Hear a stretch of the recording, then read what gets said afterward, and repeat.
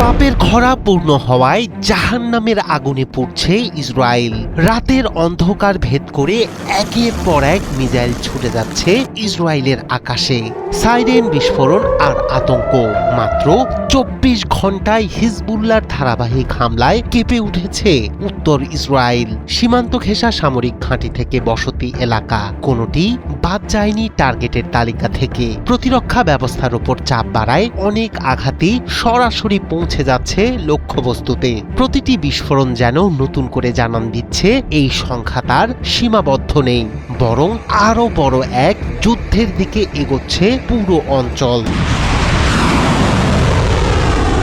Iran সমর্থিত লেবাননের সশস্ত্র গোষ্ঠী হিজবুল্লাহর আঘাতে কার্যত পুড়ছে ইসরায়েল। মাত্র ২৪ ঘন্টায় ৩৯টি পৃথক হামলা, ক্ষেপণাস্ত্র ও ড্রোনের এই সমন্বিত আক্রমণে কেঁপে উঠেছে উত্তর ইসরায়েলের বিস্তীর্ণ এলাকা।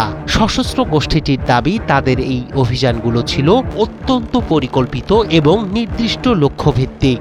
ইসরায়েলের সামরিক ঘাঁটি, সীমান্তে সেনা সমাবেশ, সাঁজোয়াজান এবং কৌশলগত স্থানগুলোকে টার্গেট করেই হামলা চালানো হয়েছে। বিশেষ করে দক্ষিণ লেবানন সীমান্ত ঘেঁষা ইসরায়েলি প্রতিরক্ষা অবস্থানগুলোতে একাধিক আঘাত আনা হয়েছে বলে জানানো হয়। এর মধ্যেই চরম আকার ধারণ করে ইন্টারসেপ্টর সংকট। ফলে আগের মতো কার্যকরভাবে সব হামলা ঠেকাতে পারছে না ইসরায়েলের প্রতিরক্ষা ব্যবস্থা। বিশ্লেষকদের মতে ইন্টারসেপ্টর ক্ষেপণাস্ত্রের ঘাটতি দেখা দেয় অনেক আক্রমণই প্রতিহত করা সম্ভব হয়নি। ফলে লেবানন থেকে ছোড়া বেশিরভাগ রকেট ও মিসাইল সরাসরি লক্ষ্যবস্তুতে আঘাত হেনেছে। এতে এই হামলার মূল শিকার সীমান্তবর্তী বসতি, সামরিক ঘাঁটি এবং যোগাযোগ অবকাঠামো। একাধিক স্থানে বিস্ফোরণের ঘটনায় সামরিক যানবাহন ক্ষতিগ্রস্ত হয়েছে, কিছু স্থাপনায় আগুন লেগেছে এবং সেনা চলাচলে তৈরি হয়েছে বিঘ্নতা।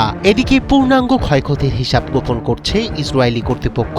তবে স্থানীয় সূত্র বলছে কয়েকটি কৌশলগত স্থাপনায় বড় ধরনের আঘাত লেগেছে। গোষ্ঠীটি আরও দাবি করেছে, সীমান্ত এলাকায় ইসরায়েলি সেনাদের গতিবিধির উপর আগে থেকেই নজরদারি চালিয়ে আসছিল তারা। সেই তথ্যের ভিত্তিতেই হামলার সময় ও লক্ষ্য নির্ধারণ করা হয়েছে। ফলে প্রতিটি আক্রমণই ছিল নির্ভুল এবং কার্যকর। এই টানা হামলায় উত্তর ইসরায়েলের সাধারণ মানুষের মধ্যে ছড়িয়ে পড়েছে চরম আতঙ্ক। বহু বাসিন্দা নিরাপদ আশ্রয়ে সরে যেতে বাধ্য হয়েছেন। সাইরেন বেজে উঠছে প্রায়ই, আর প্রতিনিয়ত আকাশে ভেসে বেড়াচ্ছে নতুন হামলার আশঙ্কা। বিশ্লেষকরা বলছেন, একদিনে ৩৯টি হামলা শুধু একটি সামরিক কৌশল নয়, এটি শক্তির প্রদর্শন। এর মাধ্যমে ইরানের মিত্র গোষ্ঠীটি দেখাতে চাইছে দীর্ঘস্থায়ী সংঘাতে টিকে থাকার মতো সক্ষমতা অর্জন করেছে তারা। রায়হান কবির, শুভ্র, ৭১।